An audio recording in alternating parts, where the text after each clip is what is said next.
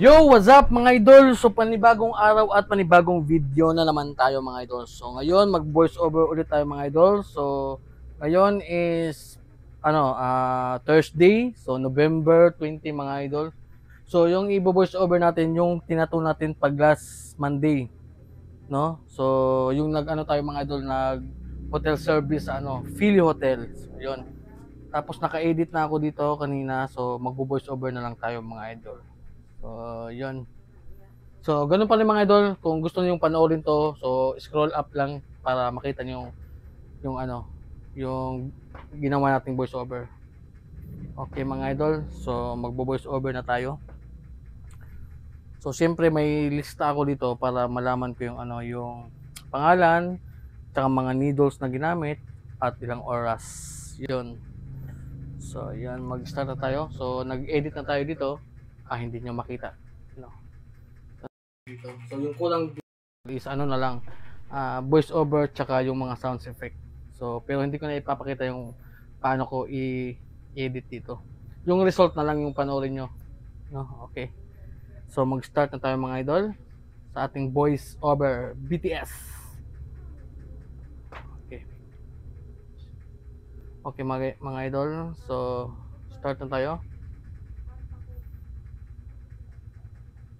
Yo! What's up mga idol? So ngayon, panibagong video at panibagong kagwapuhan na naman tayo mga idols, no? So ngayon, ang yung gagawin natin is mag-hotel service. So dyan, syempre nandiyan na tayo sa hotel.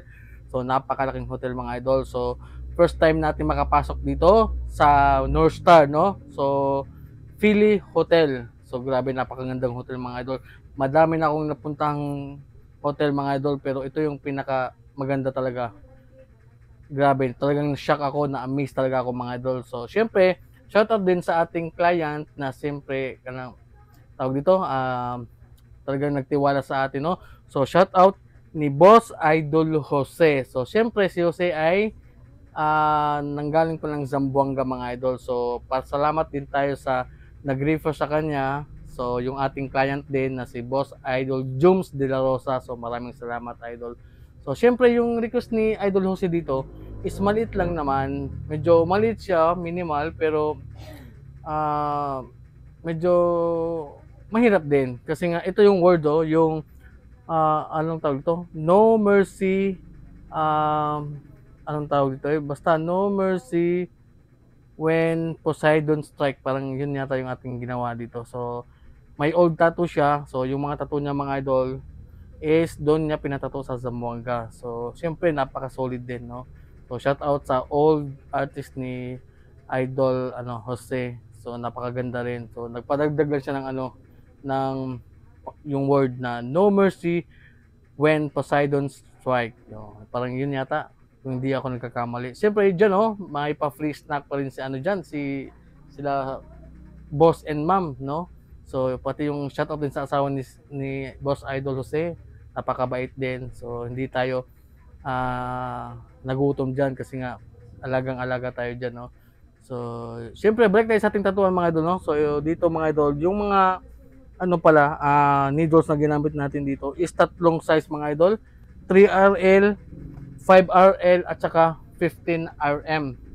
So, dyan, yan lang yung ating mga ginamit na needles mga idol. So, natapos na pala tayo mga idol. So, yun pala si Boss Idol Jose. So, shoutout sa iyo Boss Idol. Maraming salamat sa tiwala at natapos na kami doon.